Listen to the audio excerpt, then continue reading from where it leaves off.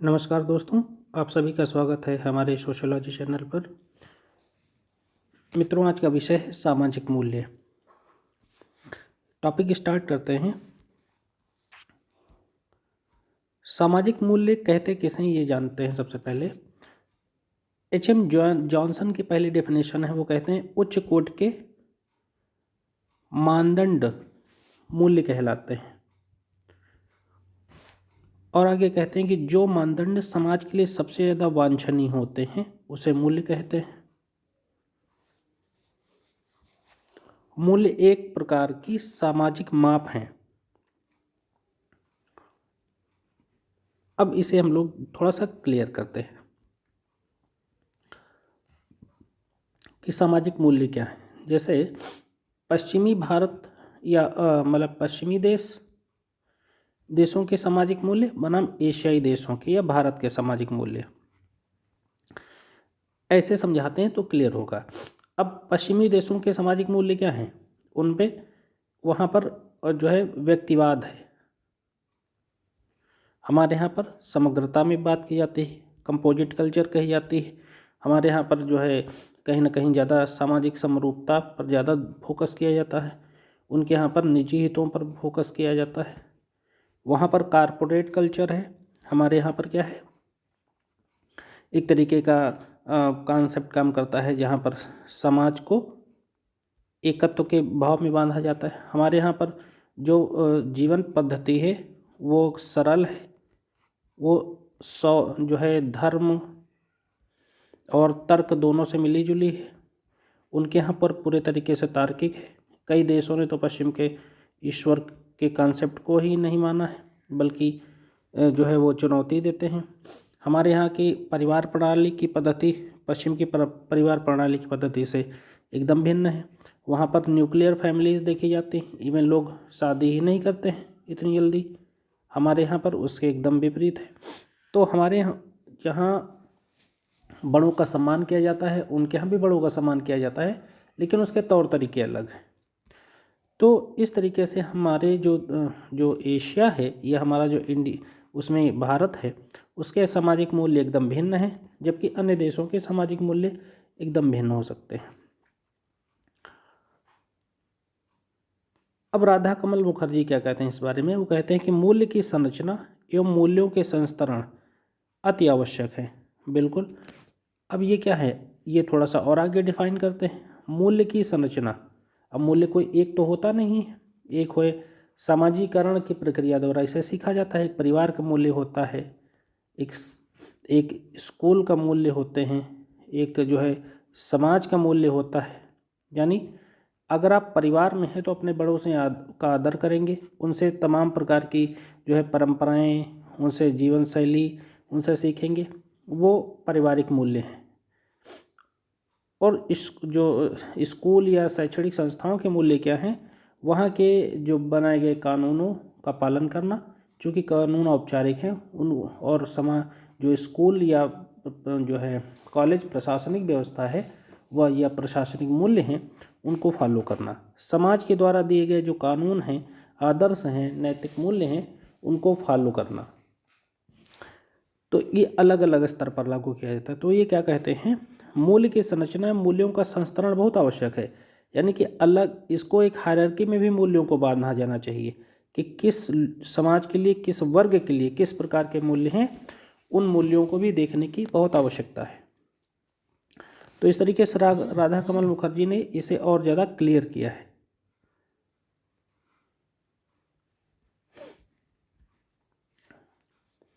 अब बात करते हैं मित्रों राधा कमल मुखर्जी की पुस्तकों के बारे में। बहुत इंपॉर्टेंट पुस्तक हैं, 2 बुक्स हैं। पहली पुस्तक है सोशल स्ट्रक्चर ऑफ वैल्यूज़ और दूसरा है the dimension of values.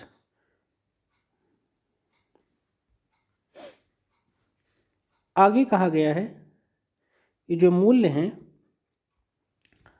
Basically समाज में मान्यता प्राप्त इच्छाएं हैं, जिनका आंतरीकरण सीखने या समाजीकरण की प्रक्रिया द्वारा होता है। यानी कि जो मूल्य हैं, हम जब पैदा होते हैं तो हम किसी प्रकार के मूल्यों को नहीं जानते, लेकिन धीरे धीरे इनका जो हम आंतरीकरण करते हैं तो कैसे करते हैं, उससे हम सीखते हैं या समाजीकरण प्रक्रिया द्वारा जानते हैं।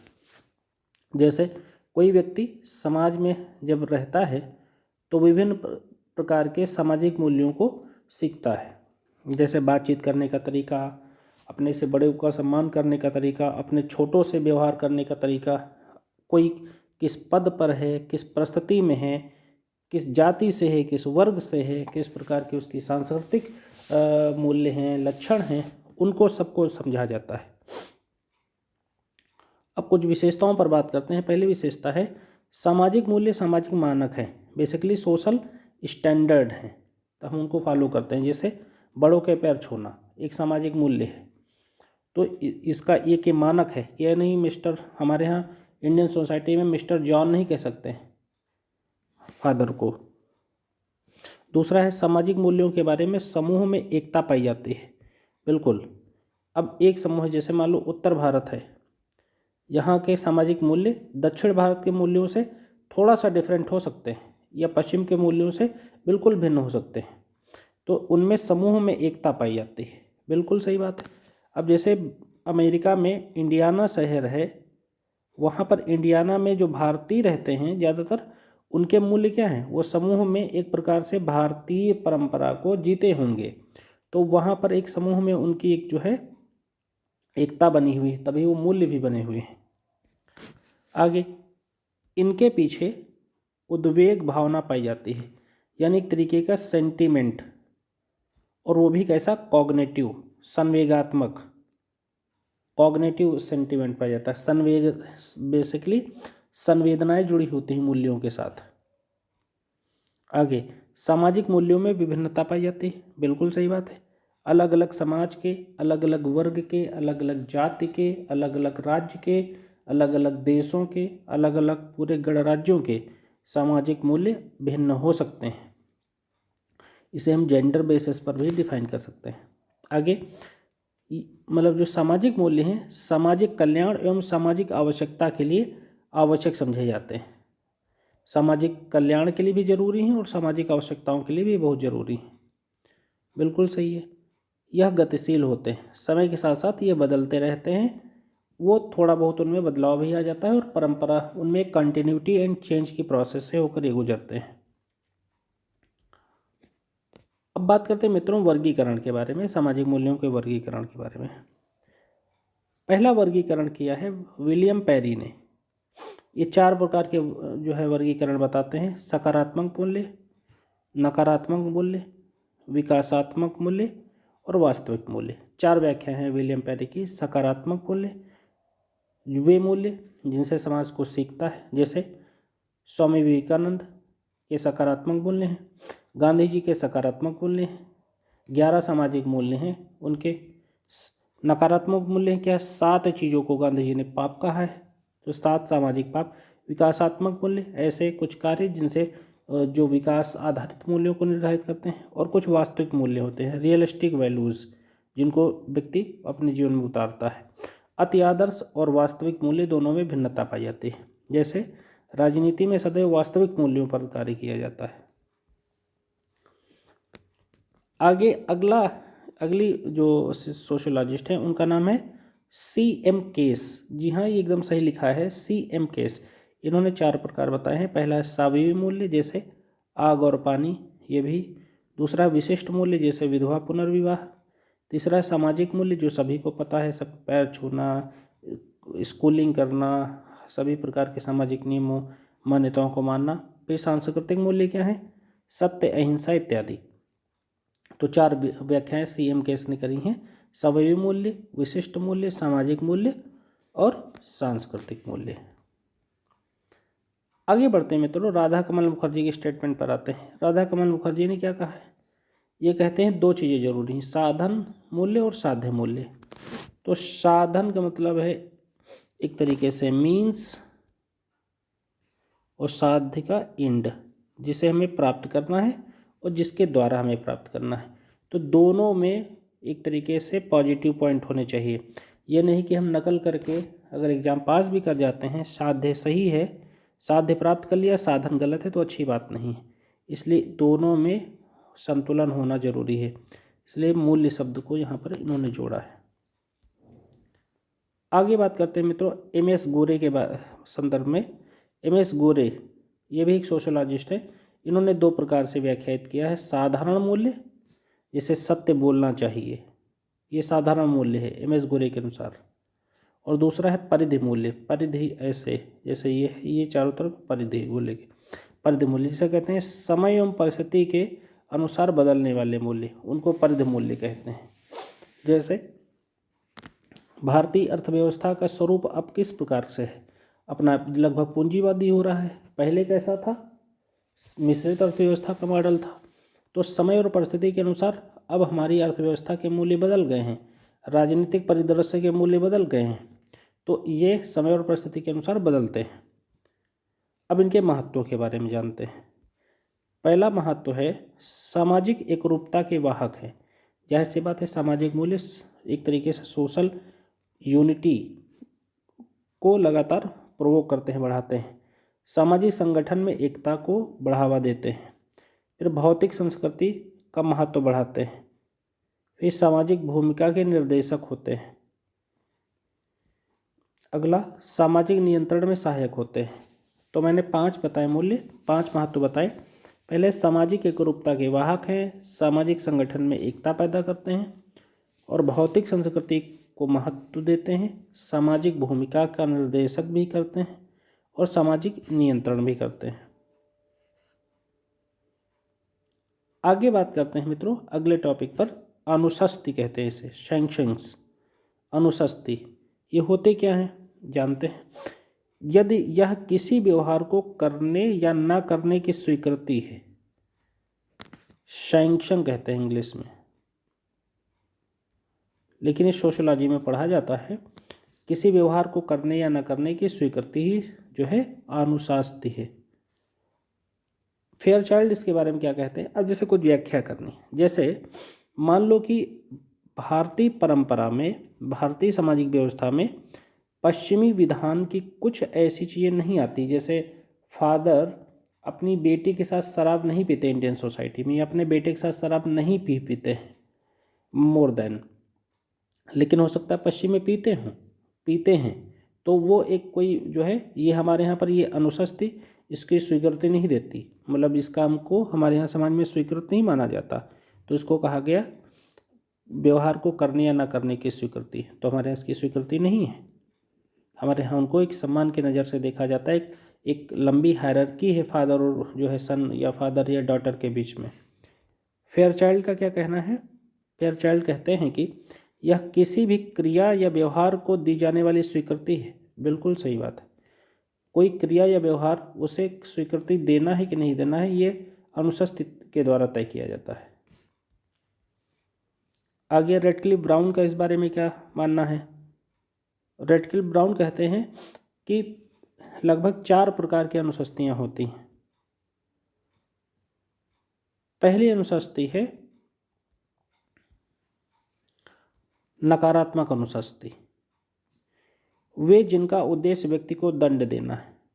बिल्कुल सही बात है। अगर कोई व्यक्ति समाज विरोधी कार्य करेगा तो उसे दंड मिलेगा। सकारात्मक अनुशस्ति में इसमें पुरस्कार दिया जाता है, यानी एक लड़का मान लो किसी गलत कार्य की वजह से फेल हो गया तो नकारात्मक दंड मिलेगा उसे। और अगर कोई व्यक्ति फर्स्ट डिवीज़न पास है तो सकारात्मक उसने काम किया है, पॉजिटिव, उसको गिफ्ट या पुरस्कार मिलते रहेंगे।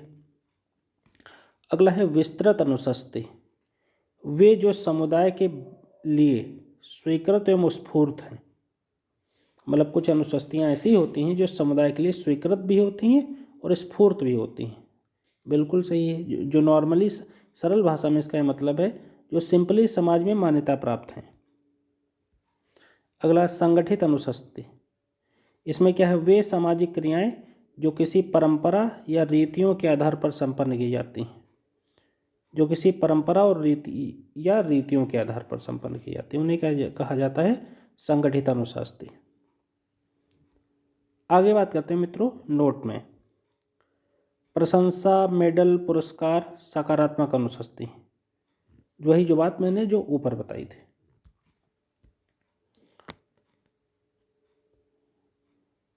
आगे बढ़ते हैं। अगला कंसेप्ट है विश्वास प्रणाली। विश्वास प्रणाली ये क्या चीज़ है, इसके बारे में बात करते हैं। इमाइल दरखाइम का कोटेशन है, विश्वास एक सामाजिक तथ्य है।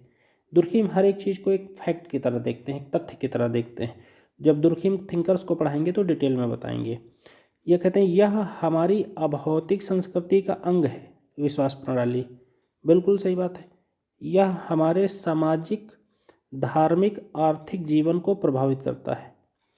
बिल्कुल, विश्वास प्रणाली हमारे सामाजिक, आर्थिक, धार्मिक सभी प्रकार के जीवन को प्रभावित करती है। आगे इसकी विशेषताओं के बारे में आते हैं। पहला, इसका संबंध किससे है? मानव मस्तिष्क से है। मानव की आस्था एवं भरोसे से भी संबंधित है। यह विश्वास एवं सत्य हो सकते हैं। तो इस तरीके से हम लोगों ने भी देखा कि जो विश्वास प्रणाली है इसके क्या विशेषताएं हैं। पहली विशेषता, इसका संबंध किससे? मानव मस्तिष्क से है। बिल्कुल सही। अगर आपके दिमाग में किसी चीज़ के प्रति विश्वास, किसी टीचर के प्रति, किसी स्पिरिचुअल गुरु के प्रति आ जाता है तो उसमें आप जीते हो, उसको आप फॉलो करते हो। जैसे संदीप माहेश्वरी के बहुत दीवाने हैं लोग। फिर मानव की आस्था एवं भरोसे से संबंध है इसका। बिल्कुल, यह विश्वास एवं सत्य हो सकते हैं।